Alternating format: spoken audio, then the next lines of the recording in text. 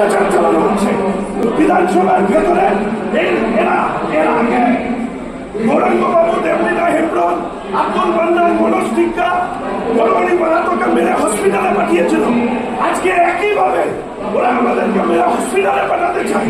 আর আমরাও ঠিক করেছি, বাংলার এই অপশাসন ক্ষমতার থেকে যদি মুক্তি না দিতে পারি তাহলে আমরাও বিজেপি করি না। কত মার মারবে, কত দিন মারবে, আমাদের রক্ত শেষ হয়ে যাবে, কিন্তু ওদেরকে আমরা ছাড়বো না। এবং যেভাবে আজকে মার্শাল দিয়ে আমাদের উপরে অত্যাচার চালানো হলো, এ দেখুন,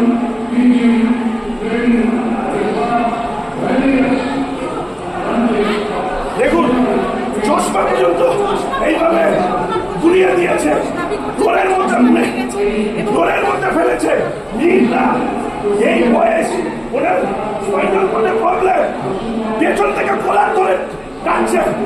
এই হচ্ছে মার্শালদের ভূমিকা, এবং এই ভূমিকার পেছনে নির্দিষ্টভাবে রাজনৈতিক ডাইরেকশন ছিল, পলিটিক্যাল ডাইরেকশন।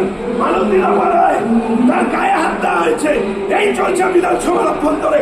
রাজ্যে দুষ্কৃতি আর পুলিশদের দিয়ে বিরোধী কণ্ঠস্বর চুপ করানো হয়, আর এখানে মার্শাল দিয়ে আমাদেরকে মারা হচ্ছে।